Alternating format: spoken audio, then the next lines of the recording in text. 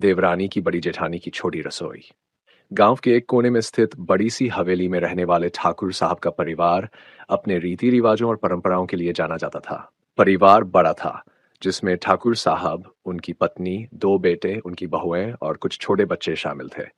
हर सदस्य के लिए उनके कर्तव्य और अधिकार स्पष्ट रूप से बंटे हुए थे। लेकिन इस घर की सबसे दिलचस्प जगह थी रसोई। ये रसोई सिर्फ खाना पकाने की जगह नहीं थी, बल्कि पूरे परिवार की कहानी सुनाने वाली गवाह भी थी। इस रसोई के अंदर जितना खाना पकता, उतनी ही भावनाएं भी उबलती। घर की बहुएं और उनकी भूमिकाएं। ठाकुर साहब के दो बेटे थे, बड़ा बेटा रघुनाथ और छोटा बेटा गोविंद। रघुनाथ की पत्नी जानकी, जो बड़ी जेठानी थी, घर की सबसे अनुभवी और समझदार महिला मानी जाती थी। उनका स्वभाव शांत था, लेकिन वे अनुशासन प्रिय थी।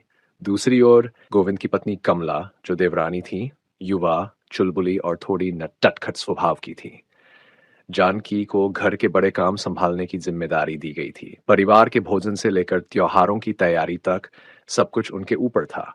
कमला को सिर्फ उनके छोटे हिस्से की रसोई दी गई थी।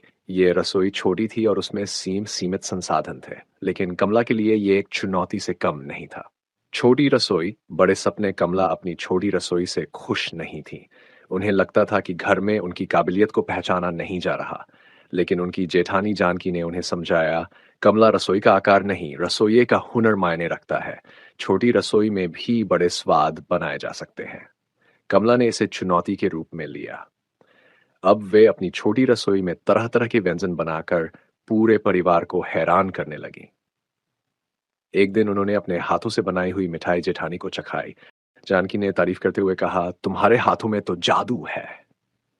यह सुनकर कमला का आत्मविश्वास बढ़ गया। छोटी छोटी तकरार और मिठास, लेकिन हर रिश्ता केवल प्यार से नहीं चलता। छोटी छोटी बातों पर तकरार होना स्वाभाविक था। जानकी और कमला के बीच कभी कभी खाने की तैयारी को लेकर बहस हो जाती। एक दिन जानकी ने कहा, कमला, दाल में नमक ज्यादा है। इस पर कमला ने चुटकी ली, तो आप कम खा लीजिए, सेहत के लिए अच्छा होगा। दोनों की बहस सुनकर घर के बच्चे हंसने लगे। ठाकुर साहब ने मुस्कुराते हुए कहा, यह रसोई केवल खाना बनाने की जगह नहीं, हमारे परिवार की रौनक है। बदलाव का दौर। एक दिन गांव में एक बड़ा त्योहार आया। ठाकुर साहब ने घोषणा की कि इस बार पूरा परिवार साथ मिलकर पकवान बनाएगा। यह सुनकर जानकी और कमला दोनों को चिंता हुई। बड़ी रसोई और छोटी रसोई का फर्क अब खत्म हो गया था। सबको साथ मिलकर काम करना था। जब काम शुरू हुआ तो दोनों बहुएं एक दूसरे की मदद करने लगीं।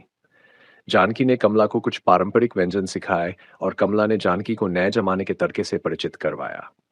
रसोई से रिश्तों तक। त्योहार के बाद ठाकुर साहब ने सबके बनाए पकवान चखे। उन्होंने कहा, जिस तरह हमारी दोनों बहुओं ने मिलकर इतने स्वादिष्ट पकवान बनाए, उसी तरह हमारा परिवार भी साथ रहेगा।